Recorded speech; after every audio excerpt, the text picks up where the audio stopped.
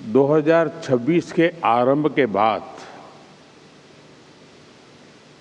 ये मेरा गुजरात का पहला दौरा है।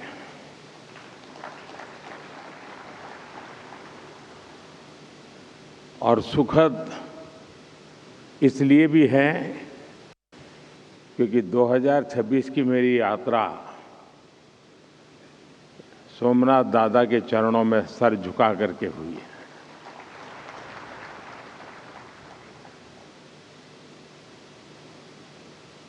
और अब मैं राजकोट में इस शानदार कार्यक्रम में हिस्सा ले रहा हूं।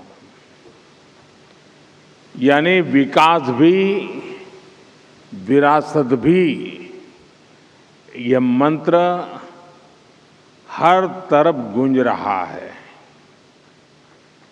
मैं देश और दुनिया भर से यहां पधारे आप सभी साथियों का वाइब्रेंट गुजरात रीजनल समिट में स्वागत करता हूं, अभिनंदन करता हूं। साथियों, जब भी वाइब्रेंट गुजरात समिट का मंच सजता है तो मुझे सिर्फ एक समिट नहीं दिखती, मुझे 21वीं सदी के आधुनिक भारत की वो यात्रा नजर आती है जो एक सपने से शुरू हुई और आज एक अटूट भरोसे तक पहुंच चुकी है। 2 दशकों में वाइब्रेंट गुजरात की यात्रा एक ग्लोबल बेंचमार्क बन गई है। अभी तक इसके 10 एडिशन हो चुके हैं और हर एडिशन के साथ इस समिट की पहचान और भूमिका दोनों मजबूत होती रही है। साथियों, मैं वाइब्रेंट गुजरात समिट के विजन के साथ पहले दिन से जुड़ा रहा हूं। शुरुआती दौर में हमारा मकसद था कि गुजरात के सामर्थ्य से दुनिया परिचित हो, लोग यहां आए और यहां निवेश करें और इससे भारत को फायदा हो, दुनिया भर के निवेशकों को भी फायदा हो। लेकिन आज ये समिट इन्वेस्टमेंट से भी आगे बढ़कर ग्लोबल ग्रोथ, इंटरनेशनल कोऑपरेशन और पार्टनरशिप का एक मजबूत प्लेटफॉर्म बन गई है। बीते सालों में ग्लोबल पार्टनर्स की संख्या लगातार बढ़ती गई है और समय के साथ ये समिट इंक्लूजन का भी बहुत बड़ा उदाहरण बन गई है। यहां कॉरपोरेट ग्रुप के साथ साथ कोऑपरेटिव्स, एमएसएमईज, स्टार्टअप्स, मल्टीलेटरल और बायलेटरल संगठन, इंटरनेशनल फाइनेंशियल इंस्टीट्यूशंस सभी एक साथ संवाद करते हैं, चर्चा करते हैं, गुजरात के विकास के साथ कंधे से कंधा मिलाकर चलते हैं। साथियों, बीते 2 दशकों में वाइब्रेंट गुजरात समिट ने लगातार कुछ नया, कुछ विशेष किया है।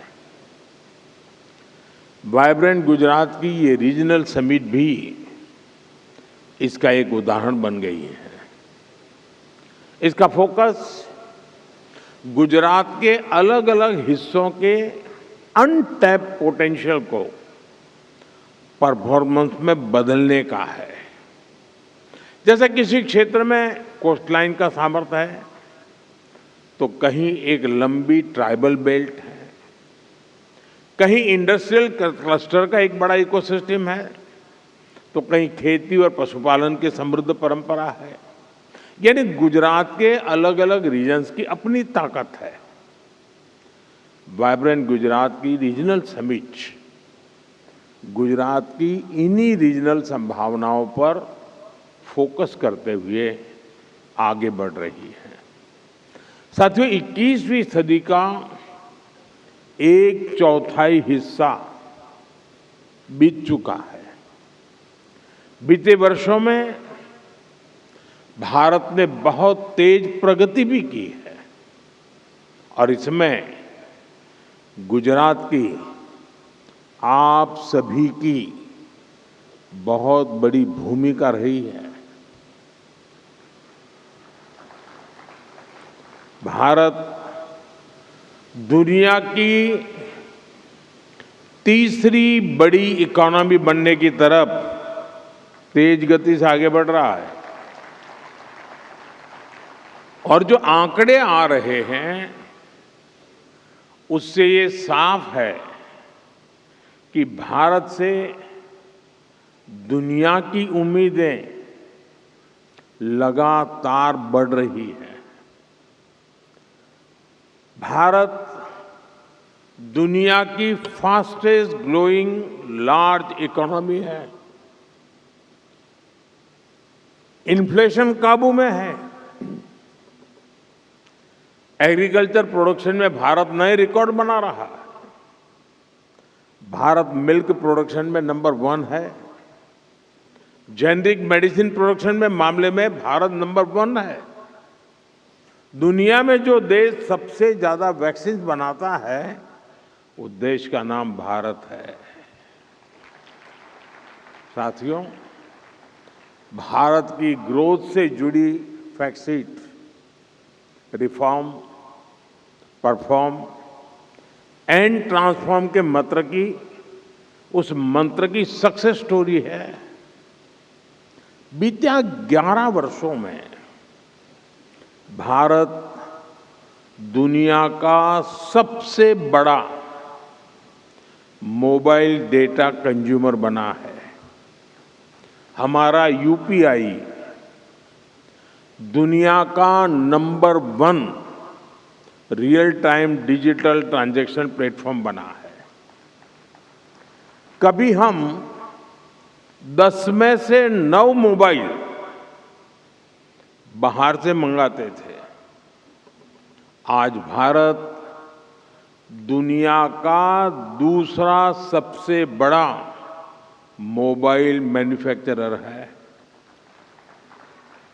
आज भारत में दुनिया का तीसरा सबसे बड़ा स्टार्टअप इकोसिस्टम है। सोलर पावर जनरेशन के मामले में भी टॉप 3 देशों में से भारत एक है। हम तीसरे बड़े एविएशन मार्केट है और मेट्रो के मामले में भी हम दुनिया में टॉप 3 नेटवर्क में शामिल हो गए हैं। साथियों, आज हर ग्लोबल एक्सपर्ट, ग्लोबल संस्थाएं भारत को लेकर बुलिश है। आईएमएफ भारत को ग्लोबल ग्रोथ का इंजन बताता है। एसएनपी 18 इयर्स के बाद भारत की रेटिंग अपग्रेड करती है। फिच रेटिंग भारत की मैक्रो स्टेबिलिटी और फिस्कल क्रेडिबिलिटी इसकी प्रशंसा करती है। भारत पर दुनिया का ये भरोसा इसलिए है क्योंकि ग्रेट ग्लोबल अनसर्टेनिटी के बीच भारत में हम एक अभूतपूर्व सर्टेनिटी का दौर देख रहे हैं। आज भारत में पॉलिटिकल स्टेबिलिटी है, पॉलिसी में कंटिन्यूटी है। भारत में न्यू मिडिल क्लास का दायरा बढ़ रहा है, उनकी परचेजिंग पावर बढ़ रही है और इन फैक्टर्स ने भारत को असीम संभावनाओं का देश बना दिया है। मैंने लाल किले से कहा था, यही समय है, सही समय है। देश और दुनिया के हर निवेशक के पास इन संभावनाओं का लाभ उठाने का यही समय है, सही समय है। और वाइब्रेंट गुजरात रीजनल समिट भी आप सभी इन्वेस्टर्स को यही संदेश दे रही है। सौराष्ट्र कच्छ में निवेश का यही समय है, सही समय है। साथियों, आप सभी जानते हैं, सौराष्ट्र और कच्छ ये गुजरात के वो क्षेत्र हैं जो हमें सिखाते हैं कि चुनौती चाहे कितनी ही बड़ी क्यों न हो, अगर ईमानदारी से, मेहनत से डटे रहा जाए तो सफलता जरूर मिलती है। ये वही कच्छ है जिसने इस सदी की शुरुआत में भीषण भूकंप झेला था।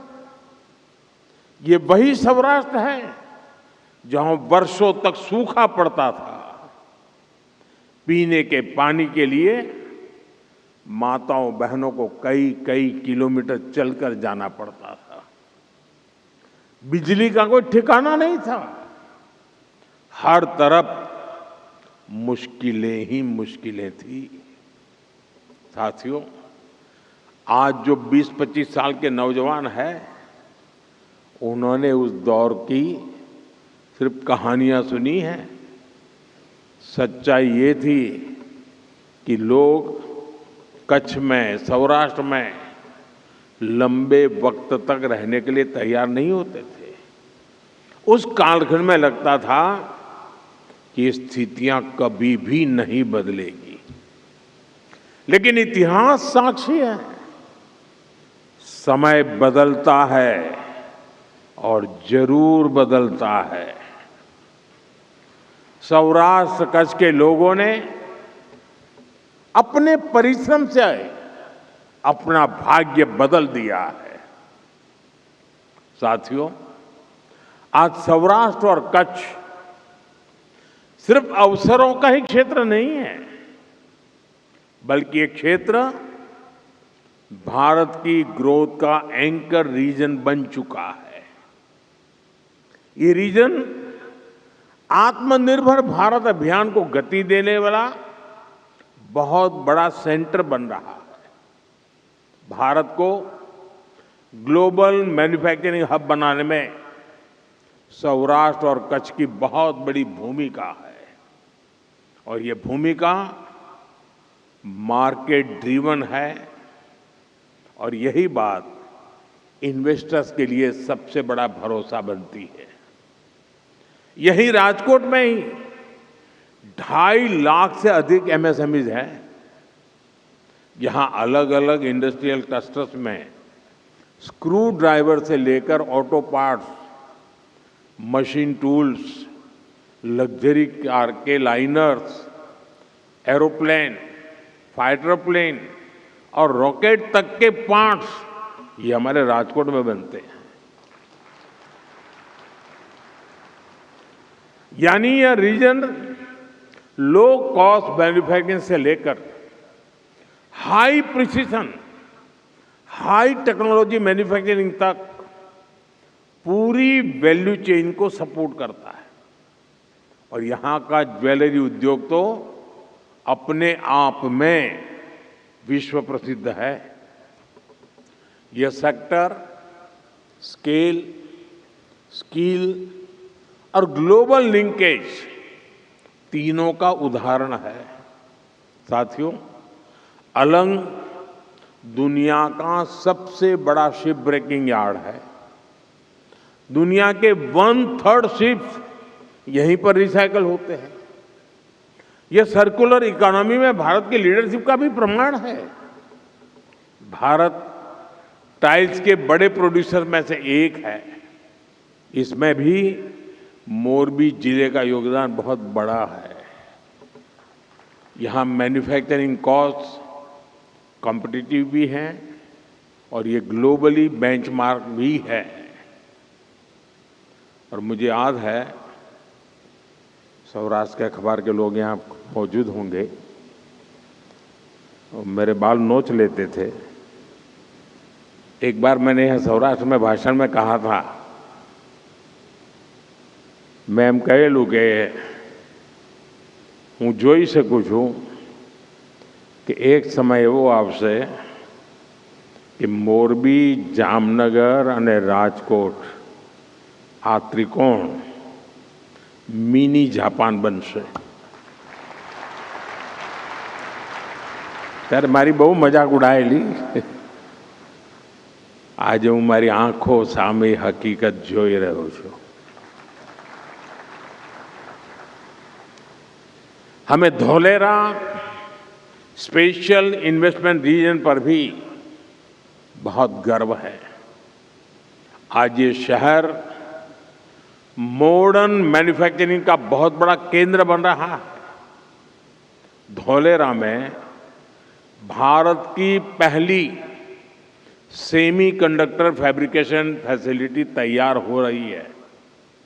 ये रीजन फ्यूचर टेक्नोलॉजी के लिए अर्ली मूवर एडवांटेज दे रहा है।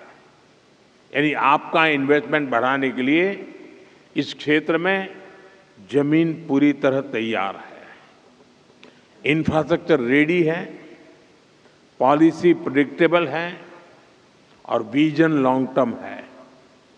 साथियों, सौराष्ट्र और कच्छ भारत की ग्रीन ग्रोथ का, ग्रीन मोबिलिटी का और एनर्जी सिक्योरिटी का भी एक बड़ा हब बन रहा है। कच्छ में 30 गीगावाट कैपेसिटी का रिन्यूएबल एनर्जी पार्क बन रहा है। ये दुनिया का सबसे बड़ा हाइब्रिड एनर्जी पार्क होगा। आप कल्पना कर सकते हैं, यह पार्क पेरिस सिटी से भी 5 गुना बड़ा है। यानी इस क्षेत्र में क्लीन एनर्जी एक कमिटमेंट के साथ साथ कॉमर्शियल स्केल रियलिटी भी है। आप सभी ग्रीन हाइड्रोजन के पोटेंशियल से परिचित हैं। भारत में इस दिशा में अभूतपूर्व स्पीड और स्केल पर काम चल रहा है। यहां कच्छ और जामनगर ग्रीन हाइड्रोजन प्रोडक्शन के बड़े केंद्र बन रहे हैं। कच्छ में एक विशाल battery energy storage system BESS भी स्थापित किया जा रहा है। यानी रिन्यूएबल एनर्जी के साथ ग्रिड स्टेबिलिटी और रिलायबिलिटी भी एंश्योर की जा रही है। साथियों, कच्छ और सौराष्ट्र का एक और बहुत बड़ा सामर्थ्य है, यह रीजन भारत के वर्ल्ड क्लास पोर्ट से लेस है। भारत के एक्सपोर्ट का बहुत बड़ा हिस्सा यहीं से गुजरता है। पीपावाव और मुंद्रा जैसे पोर्ट्स भारत के ऑटोमोबाइल एक्सपोर्ट्स के मेजर हब बन चुके हैं। पिछले वर्ष गुजरात के पोर्ट से करीब 2.25 लाख व्हीकल्स एक्सपोर्ट हुए हैं। लॉजिस्टिक्स ही नहीं, यहां पोर्ट लेड डेवलपमेंट के हर एस्पेक्ट में इन्वेस्टमेंट की अनंत संभावनाएं हैं। इसके साथ ही गुजरात सरकार फिशरीज सेक्टर को भी विशेष प्राथमिकता दे रही है। फिशरीज इंफ्रास्ट्रक्चर पर यहां बड़े पैमाने पर काम हुआ है। सी फूड प्रोसेसिंग से जुड़े इन्वेस्टर्स के लिए यह स्ट्रांग इकोसिस्टम तैयार है।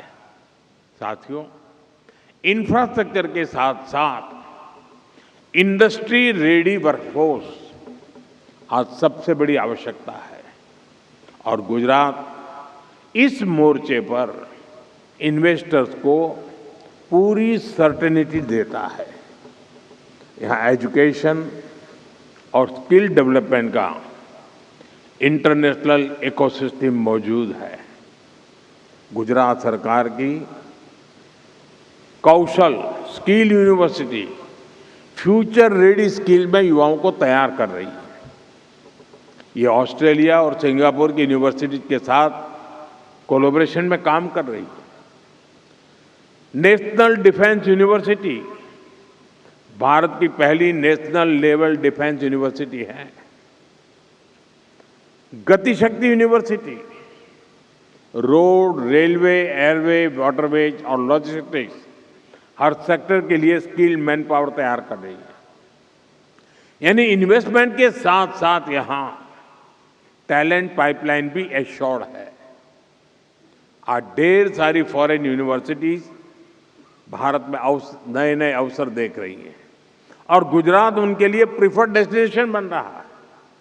गुजरात में ऑस्ट्रेलिया की 2 प्रमुख यूनिवर्सिटीज अपने कैंपस शुरू कर चुकी है। आने वाले समय में ये संख्या और बढ़ने वाली। साथियों, गुजरात में नेचर भी है, एडवेंचर भी है, कल्चर भी है और हेरिटेज तो है ही है। यानी टूरिज्म का जो अनुभव चाहिए वो यहां मिलेगा। लोथल भारत की 4,500 साल पुरानी समुद्री विरासत का प्रतीक है। यहां दुनिया का सबसे प्राचीन मानव निर्मित डॉकयार्ड मिला है। यहां नेशनल मैरीटाइम हेरिटेज कॉम्प्लेक्स तैयार हो रहा है। कच्छ में आजकल रण उत्सव का आयोजन भी हो रहा है। यहां की टेंट सिटी में रुकना एक अलग अनुभव होता है। साथियों, जो जंगलों का, वाइल्ड लाइफ का शौकीन है उसके लिए गिर फॉरेस्ट में एशियाटिक लायन के दर्शन से बेहतर भला क्या अनुभव हो सकता है। यहां हर वर्ष 9 लाख से अधिक पर्यटक आते हैं। जिसे समंदर का साथ अच्छा लगता है उनके लिए शिवराजपुर बीच है जो ब्लू फ्लैग सर्टिफाइड है। इसके अलावा मांडवी, सोमनाथ, द्वारका में भी बीच टूरिज्म के लिए अनेक संभावना है। यहां पासी में दीव भी है। दीव भी वाटर स्पोर्ट्स का, बीच गेम्स का बेहतरीन डेस्टिनेशन बन रहा है। यानी आप इन्वेस्टर्स के लिए सामर्थ्य से, संभावनाओं से भरा ये पूरा क्षेत्र है। आप जरूर इसका पूरा लाभ उठाइए। और मैं बहुत पहले से कहता आया हूं, अगर आप देरी करें तो मुझे दोष मत देना। सौराष्ट्र कच्छ में आपका हर निवेश गुजरात के विकास को गति देगा, देश के विकास को गति देगा। और सौराष्ट्र की ताकत, अभी रवांडा के हाई कमिश्नर बता रहे थे कि मैं जब रवांडा गया तो मैंने 200 गाय वहाँ गिफ्ट की थी। ये 200 गाय हमारी गिर गाय थी।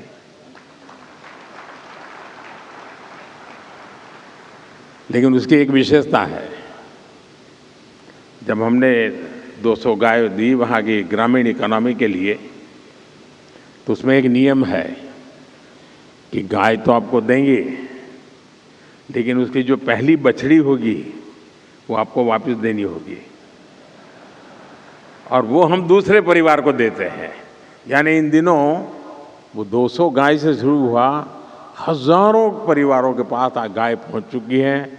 रवांडा की ग्रामीण इकोनॉमी को बहुत बड़ी ताकत दे रही है और हर घर में गिर गाय नजर आ रही है। ये है मेरा सौराष्ट्र। साथियों, आज का भारत विकसित होने के लक्ष्य पर तेजी से काम कर रहा है और हमारे इस लक्ष्य की प्राप्ति में रिफॉर्म एक्सप्रेस की बहुत बड़ी भूमिका है। रिफॉर्म एक्सप्रेस यानी हर सेक्टर में नेक्स्ट जनरेशन रिफॉर्म। जैसे अब से कुछ समय पहले ही देश ने नेक्स्ट जनरेशन जीएसटी रिफॉर्म लागू किए थे। हर सेक्टर पर इसका अच्छा असर दिखा।